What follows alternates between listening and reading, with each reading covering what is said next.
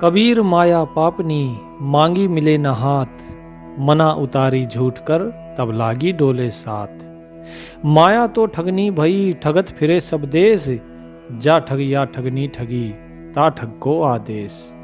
सभी को राम राम, सभी को सत साहेब। एक बार सदगुरु कबीर साहेब माया के बारे में बता रहे थे। तभी एक व्यक्ति दौड़ा दौड़ा आया और बोला महाराज, मुझे माया चाहिए। कबीर साहेब बोले, अरे ये कैसी उल्टी गंगा, अरे मैं माया को त्यागने के लिए कह रहा हूं और तुम कह रहे हो मुझे माया चाहिए। तो व्यक्ति बोला महाराज, बिना धन माया के इस संसार में जीवन यापन करना बहुत ही कठिन है, नहीं हो सकता, मुझे तो माया चाहिए। तो कबीर साहेब बोले कि भाई, माया का कोई एक रूप नहीं है और ये मांगने से नहीं मिलती है, ये बड़ी पापनी है। इसको तो जब अपने मन से उतार दोगे ना, तब ये तुम्हारे साथ साथ घूमेगी। इसलिए इस माया के चक्कर में ना पड़ो, क्योंकि इस माया ने पता नहीं कितनों को ठग लिया है। इसने सभी को ही ठगा है, ऋषि मुनि सिद्ध साधक सबको ठगा है। तो जरा सोचो, सामान्य व्यक्ति की क्या बिसात है। लेकिन आज तक ऐसा कोई ठग नहीं मिला जो इसको ठग ले। ऐसा कोई ठग मिले तब कुछ बात बने। और तुम कह रहे हो कि तुम्हें माया चाहिए। तो बोला कि नहीं जी, जब तक मुझे माया मिलेगी नहीं, आज तब तक मैं आपके पास से उठकर जाऊंगा नहीं। कबीर साहेब बोले, माया का एक रूप नहीं है, ये माया के अनेकों रूप है। तुम अभी जिस माया के पीछे भाग रहे हो, ये भी माया ही है। इसे कहते हैं माया का बंधन। यदि तुम माया के बंधन में फंसे हो तो तुम इसी प्रकार परेशान रहोगे। लेकिन जब मैं कहता हूं कि तुम माया को त्यागो, तब माया तुम्हारे साथ चलेगी। कबीर माया पापनी, फंद ले बैठी हाट, सब जग तो फंदे पर्या, गया कबीरा काट। ये माया बड़ी ही पापनी है। ये फंदा लेकर बैठी हुई है तुम्हें फंसाने के लिए। तुम कहां बोल रहे हो मुझे माया चाहिए, माया चाहिए। इसने सारे जगत को अपने फंदे में फंसाया हुआ है, अपने जाल में फंसाया हुआ है। ये तो कबीर है जो उस माया के फंदे को काट गया, उस सतगुरु की कृपा से, अपने गुरु की कृपा से। तो इसीलिए इस माया के चक्र में ना फंसो। लेकिन वो व्यक्ति भी बड़ा ही जिद्दी था। बोले, नहीं जी, मुझे तो माया चाहिए, मुझे किसी भी तरह आप माया दिखा दो। आप बहुत कहते हो माया ये है, माया वो है। ये माया है क्या? कहाँ दिखती है? मेरे को ये तो दिखाइए, मुझे वो माया दिखा दो, चलो बाकी सब तो देखी जाएगी। कबीर साहब मुस्कुराए, बोले, अच्छा माया को जानना चाहते हो?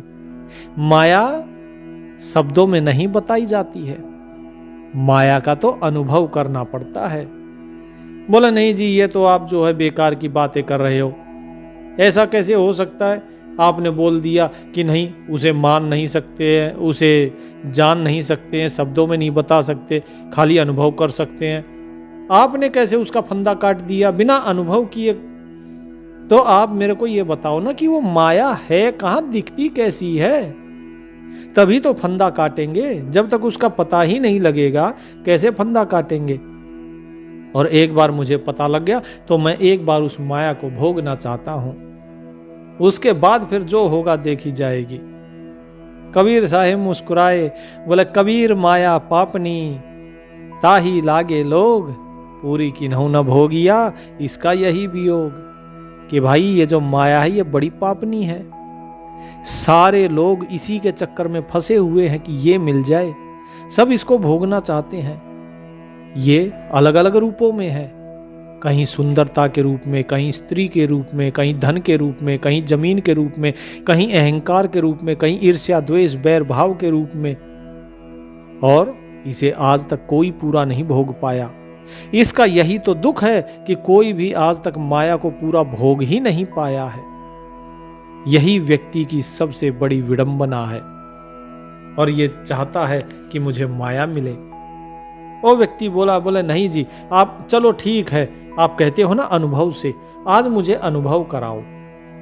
आप अपना अनुभव ज्ञान बहुत कहते हैं, ये जो भी आप साखियां कह रहे हैं, बोले जी ये हमें समझ में नहीं आती। कबीर साहब बोले अच्छा, तो तुम्हें क्या समझ में आता है, किसे मानते हो तुम? तो व्यक्ति बोला जी मैं तो श्री कृष्ण जी को मानता हूं। बोले तो तुम अगर श्री कृष्ण जी को मानते हो तो क्या श्री कृष्ण जी की बात आप मानोगे? जो श्री कृष्ण ने कहा है, क्या आपने वो जाना है कि माया क्या है? वो बोले हाँ जी, हम तो उनकी बात मानते हैं। बोले अगर मानते हो, तुमने गीता पढ़ी है, तो क्या तुम्हें यह पता नहीं लगा कि माया क्या है? बोले जी गीता में उन्होंने माया के बारे में कुछ बताया है, लेकिन इतना विस्तार से नहीं, हमें समझ में नहीं आया, आप बता दीजिए। तो कबीर साहब बोले कि ठीक है। श्री कृष्ण ने रुक्मणी जी को बताया था माया के बारे में, क्योंकि एक बार श्री कृष्ण द्वारका में बैठे बैठे अपने महल में दातुन कर रहे थे और रुक्मणी जी अपने हाथों में जल लिए उनकी सेवा में खड़ी थी कि ये दातुन करे, मैं इनके हाथ धुलवाऊं। अचानक श्री कृष्ण हंसने लगे। अब रुक्मणी जी ने सोचा कि शायद मेरी सेवा में कोई गलती रह गई है, शायद इसीलिए श्री कृष्ण हंस रहे हैं। तो रुक्मणी जी ने भगवान श्री कृष्ण से पूछा, बोले प्रभु आप दातुन करते हुए अचानक इस तरह क्यों हंस पड़े? क्या मुझसे कोई गलती हो गई? कृपया आप मुझे अपने हंसने का कारण बताएं। तो द्वारकाधीश बोले अरे नहीं नहीं देवी, तुमसे कोई गलती नहीं हुई, आपसे सेवा में त्रुटि होना संभव है ही नहीं, आप ऐसा ना सोचो, बात कुछ और है। लेकिन रुक्मणी जी ने कहा कि आप अपने हंसने का रहस्य मुझे बता दे तो मेरे मन को शांति मिल जाएगी, अन्यथा मेरे मन में बेचैनी रहेगी। तो श्री कृष्ण जो थे वो मुस्कुराते हुए उन्होंने रुक्मणी जी से कहा कि देखो वो सामने एक चींटी के पीछे कितनी तेजी से दौड़ा चला जा रहा है। ये अपनी पूरी ताकत लगाकर चींटी का पीछा करके उसे पा लेना चाहता है। जैसे तुम माया को पाना चाहते हो ना, इसी प्रकार वो चींटा भी चींटी के पीछे भाग रहा था ताकि वो उसे प्राप्त कर सके। तो उसे देखकर श्री कृष्ण बोले कि मुझे अपनी माया शक्ति की प्रबलता का विचार करके हंसी आ रही है।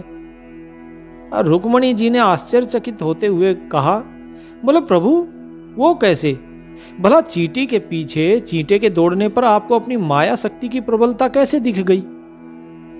तो भगवान श्री कृष्ण ने कहा, मैं इस चींटे को 14 बार इंद्र बना चुका हूं, 14 बार देवराज का पद भोग करने पर भी इसकी भोग की जो प्यास है, जो काम पिपासा है, वो समाप्त नहीं हुई। और ये देखकर मुझे हंसी आ रही थी कि 14 बार इंद्र बना और फिर चींटा बना हुआ है और फिर भी उसी में लगा हुआ है।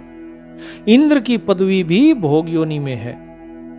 मनुष्य अपने उत्कृष्ट कर्मों से इंद्रत्व को प्राप्त कर लेता है। 100 अश्वमेध यज्ञ करने वाला व्यक्ति इंद्र पद को प्राप्त करता है, लेकिन जब उसके भोग पूरे हो जाते हैं तो उसके बाद उसे फिर से पृथ्वी पर आना पड़ता है, जन्म लेना पड़ता है। प्रत्येक जीव इंद्रियों का स्वामी है, परंतु जब जीव इंद्रियों का दास बन जाता है तो उसका जीवन कलुषित हो जाता है और बार बार जन्म मरण के बंधन में पड़ता है।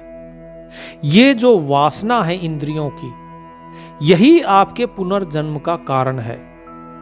जिस मनुष्य की जैसी वासना होगी उसी के अनुरूप ही वो मरते समय अंत समय चिंतन उसी का करेगा। यदि आपकी वासना धन में है तो आप चिंतन भी धन का करोगे मरते समय। तो इसी संसार में फंसते हैं। इसीलिए कहा जाता है अंतमति सो गति, यानी जैसी आपकी अंत में मति होती है, जैसे विचार होते हैं, जैसी बुद्धि होती है, आपको जन्म भी वैसा ही मिलता है। यदि आपकी गति कैसी होगी? अगर प्रभु का ध्यान किया तो प्रभु से मिलोगे, अगर संसार का ध्यान किया तो संसार से मिलोगे। लेकिन जब व्यक्ति मर रहा होता है उस समय भी वो प्रभु का ध्यान नहीं कर सकता, क्योंकि उसकी आसक्ति तो संसार में है।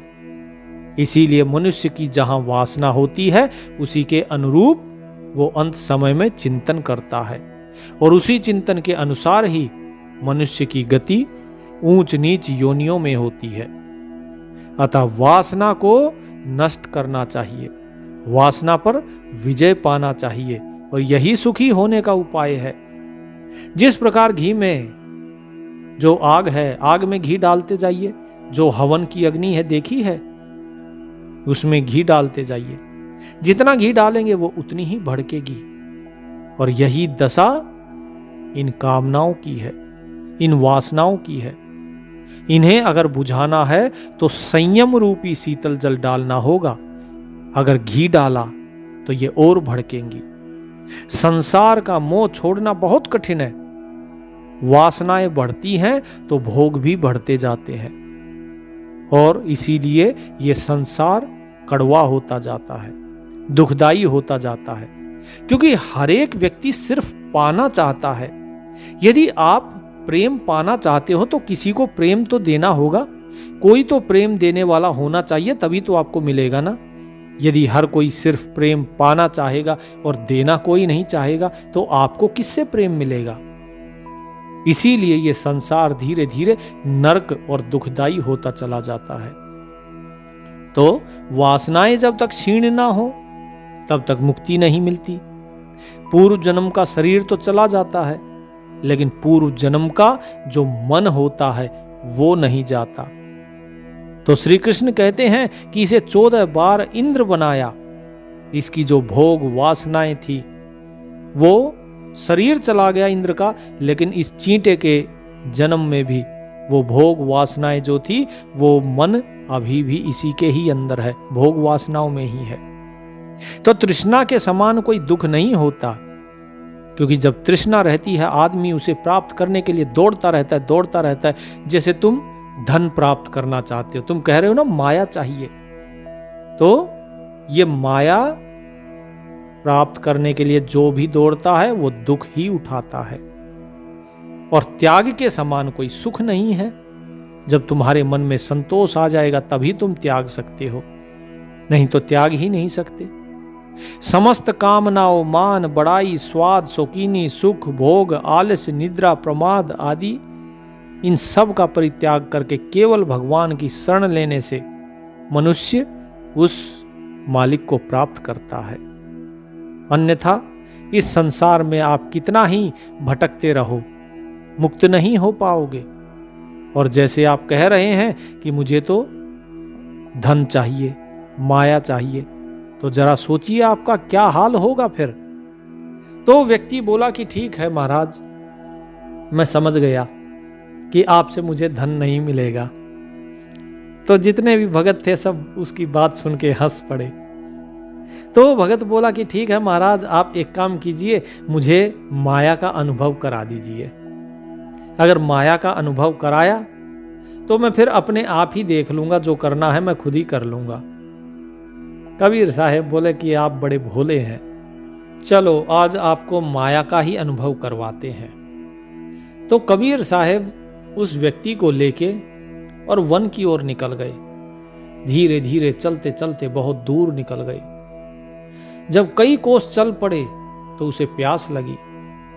कबीर साहब बोले कि भाई प्यास तो मुझे भी लगी है, देखो कहीं पीने का पानी हो तो व्यक्ति गया और जाकर काफी खोजबीन करने के बाद पेड़ पर चढ़ के देखा तो एक जगह उसे लगा कि शायद पानी होगा। तो वहां पर जाके देखा उसने पानी पीने के लिए। जब उसने जो पत्तों का दोना बनाया उसमें सोचा मैं पानी ले लूं, तो वो पानी जो था उसके अंदर हाथी घुसे हुए थे और उस कारण वो सारा पानी गंदा हो गया था। वो वापस आया, बोले साहब वहां तो हाथी घुसे हुए हैं, सारा पानी गंदा हो चुका है। कबीर साहब बोले कोई बात नहीं, आगे चलते हैं, आगे और मिलेगा पानी। तो जो है थोड़ा आगे गए। थोड़ी दूर जाने के बाद उसकी हालत खराब हो गई। तो कबीर साहब बोले कि तुम लगता है थक गए हो, आओ बैठो। एक पेड़ की छांव में बैठ गए और कबीर साहब ने कहा कि एक काम करो, मुझे भी अब तो बहुत प्यास लग रही है, कहीं से पानी लेकर आ जाओ। वो व्यक्ति काफी थक चुका था। वो बोला महाराज कुछ देर विश्राम करता हूँ, फिर जाकर आपके लिए पानी लेकर आता हूँ। आप जरा भी चिंतित ना हो, बस केवल थोड़ी देर की बात है। वो व्यक्ति थोड़ी देर आराम करने लगा। कबीर साहब जो थे वो भी लेट गए और मुस्कुराने लगे उनको देखकर। उस व्यक्ति को देखकर मुस्कुरा रहे थे कि देखो माया का खेल देखो, कि ये व्यक्ति जिसे अभी तक माया को जानना था, अब ये इतना थक गया है कि ये पानी लाने भी नहीं जा पा रहा। कुछ देर के बाद वो व्यक्ति पानी लेने के लिए चलता है, लेकिन उसे दूर दूर तक कहीं पानी नजर नहीं आ रहा था। काफी दूर जाने के बाद उसने देखा कि एक पनघट है। उस पनघट पे कुछ स्त्रियां पानी भर रही हैं। तो वो उन महिलाओं के पास गया, तो वहां पर एक महिला जो थी वो बहुत सुंदर थी। एक कन्या नजर आई जो बहुत सुंदर थी, पानी भरने के लिए आई हुई थी। इसने कहा कि देवी कुछ जल मुझे भी पिला दीजिए। तो उसने पानी पिला दिया। अब उसका सौंदर्य ऐसा था कि ये उसी पर मोहित हो गया। अब इसने इधर उधर देखा, कोई नहीं है। अब उसकी सहेलियां भी सब चली गई। सहेलियां चली गई तो वो भी जल्दी से अपना उठा के पानी भरा और मटका लेके जल्दी से अपनी सहेलियों के पीछे पीछे घर की तरफ चली गई। अब ये व्यक्ति भी उसको घर जाते हुए देख रहा है, तो इसने भी उसके पीछे पीछे चलना शुरू कर दिया। अब वो लड़की जो कन्या थी जिसका नाम मोहिनी था, वो पानी लेकर अपने घर के अंदर चली गई और ये व्यक्ति भी पीछे पीछे चला गया और जाकर द्वार पे खड़ा होकर बोला नारायण नारायण। अब उस कन्या के पिता जब बाहर आए नारायण का जाप सुनकर, तो उन्होंने सोचा कोई भला व्यक्ति है। हाव भाव से और जो कपड़े थे उन कपड़ों से भी लग रहा था कि हाँ, ये व्यक्ति संपन्न घर का और अच्छे खानदान का होगा। तो उन्होंने उसे घर बैठाया, आसन दिया और थोड़ा उसकी सेवा सत्कार की और उसके बाद पूछा कि महानुभाव आप कौन हैं और यहाँ पर कैसे आना हुआ। तो उन्होंने बड़ी ही विनम्रता पूर्वक कहा कि अभी जो कन्या आपके घर में जल लेकर आई है, मैं उसके लिए आपके पास अपने विवाह का प्रस्ताव लेकर आया हूं। तो उसका प्रस्ताव सुनकर जो कन्या के पिता थे उनको थोड़ा आश्चर्य हुआ, लेकिन मन ही मन प्रसन्न भी हुए कि चलो कोई बात नहीं, घर पे आया है वर और लड़की भी सुंदर है और वर भी ठीक ठाक दिख रहा है, तो कोई बात नहीं। उन्होंने स्वीकार कर लिया रिश्ता। लेकिन उन्होंने कहा कि महाराज मेरी एक ही पुत्री है, तो आपको मेरे घर पे घर जमाई बन के रहना होगा। वो तैयार हो गया, बोले ठीक है जी। अब कुछ दिन के बाद शुभ मुहूर्त देख के उनकी दोनों की शादी करा दी, विवाह करा दिया। अब उसे कुछ खेत दे दिए इस लड़की के पिता ने, मोहिनी के पिता ने, कि आप ये खेत जोत के और अपना जीवन यापन करो। अब वो खेत चलाने लगा, हल चलाने लगा, खेतों में निराई गुड़ाई ये सब करने लगा।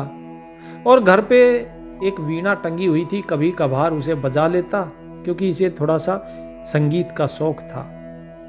और इसके बाद उन्हें याद ही नहीं रहा कि भाई मैं तो जो है कबीर साहब जी के लिए पानी लेने निकला था।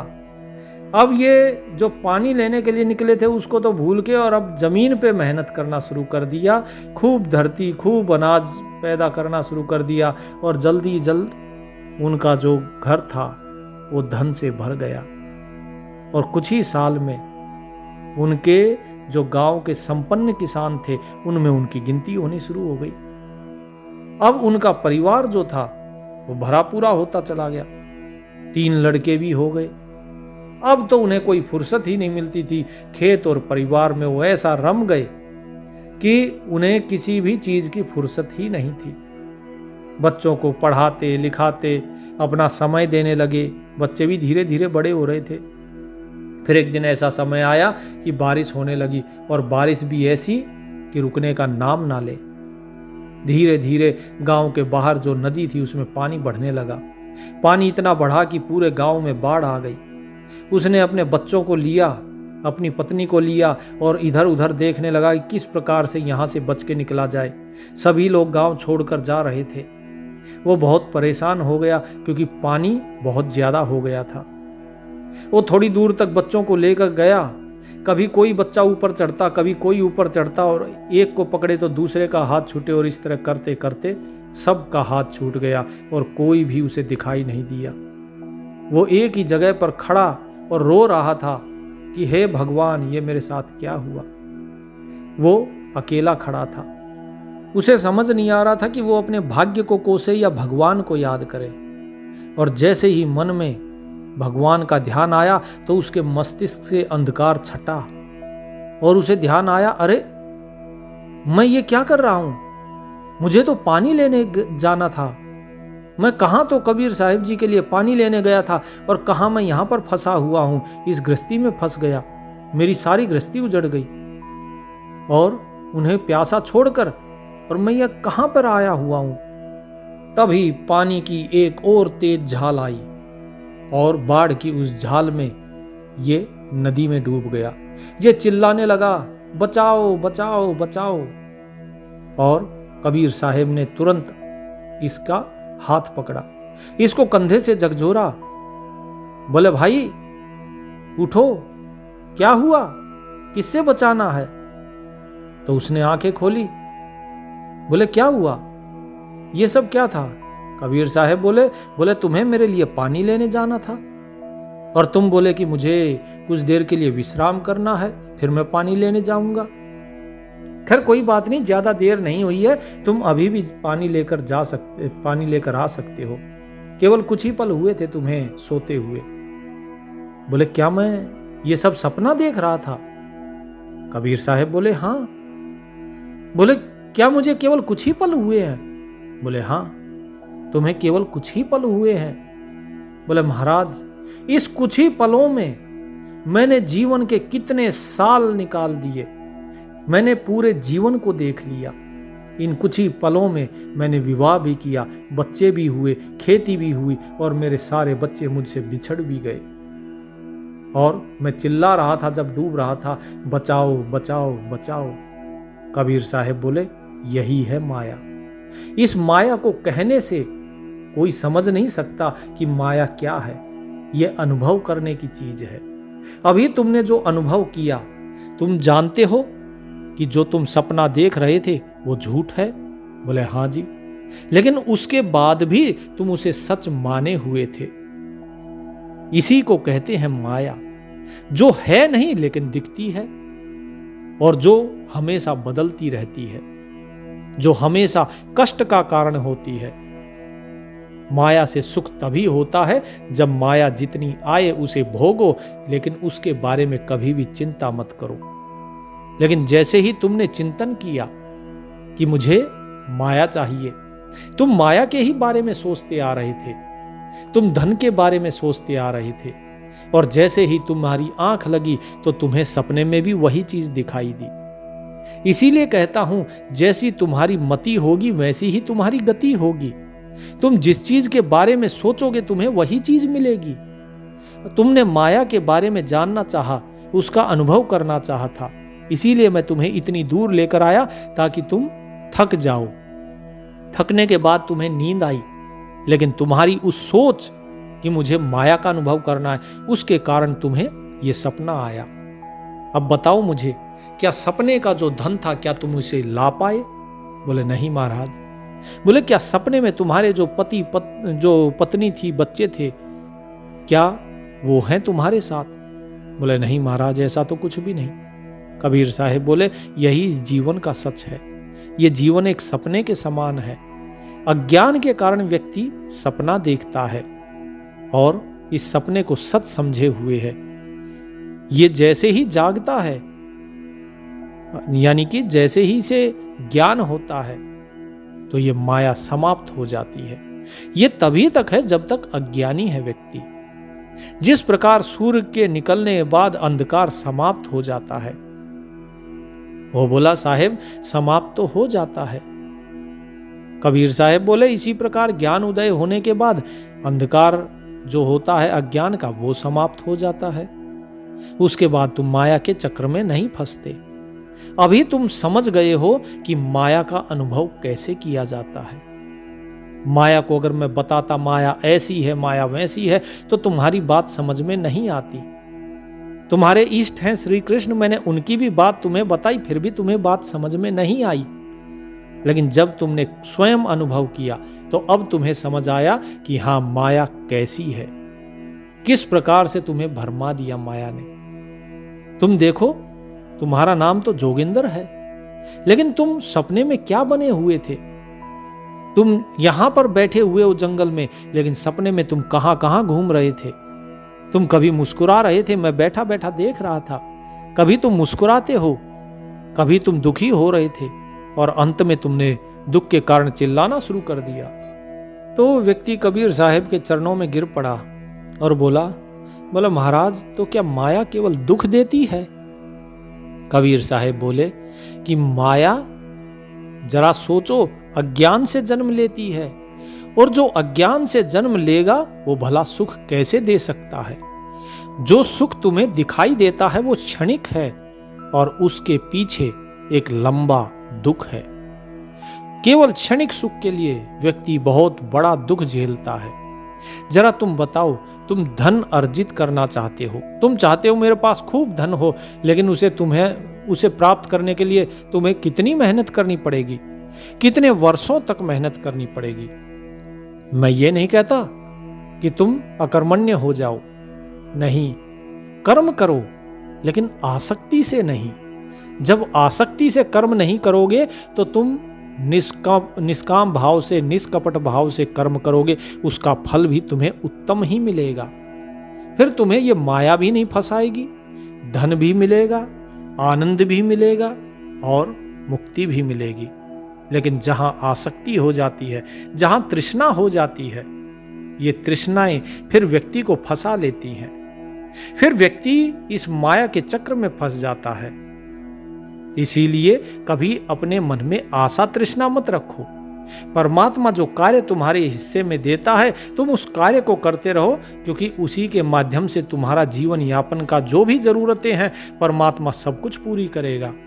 वो किसी को धनी बनाता है तो किसी को निर्धन भी बनाता है। तो तुम अगर प्रभु के भरोसे होकर कर्म करो, मैं ये नहीं कहता कि अकर्मण्य रहो, नहीं, व्यक्ति को अपना पुरुषार्थ करना चाहिए, लेकिन पुरुषार्थ किस प्रकार से?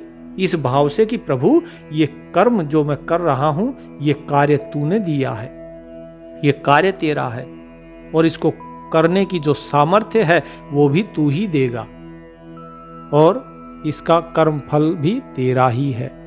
तो वो प्रभु अपने आप ही इतना उदार है कि वो तुम्हारे ऊपर प्रसन्न होके तुम्हें धन धान्य भी देगा, आनंद भी देगा, सुख भी देगा और मुक्ति भी देगा।